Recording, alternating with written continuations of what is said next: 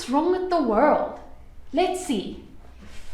Yeah, you're right. There's too many potholes here. And what about load shedding? Let's go to Australia. Let's see. Yeah, I think you're right. I don't think there's enough kangaroos in Australia. Is this what's wrong with the world? No. What's wrong with the world? It's sin. But what is sin? In the Bible, it tells us that we need to love God and love others perfectly. So when we don't love God and we don't love others perfectly, it's sin. Did you know that we've all sinned? That we've all fallen short of God's glory? But don't worry, because God had a plan.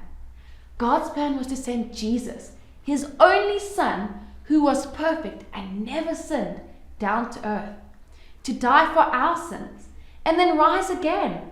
How cool is that? So when we believe God and we ask him to live in our hearts, he forgives our sins. And we're made pure and perfect because of what Jesus did for us. So we need to go and we need to tell everybody about Jesus. And we need to tell them what Jesus did for them.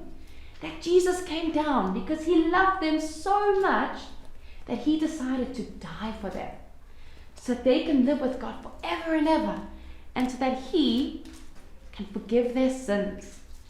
So it's important that we go and tell everybody about Jesus, all of our friends and our families and our teachers, about what Jesus did, so that he can live in their heart and forgive our sins.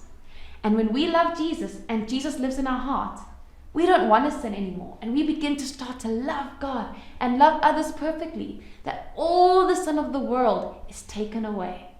So what do you need to do? You need to go and tell everybody about Jesus and what Jesus did for them.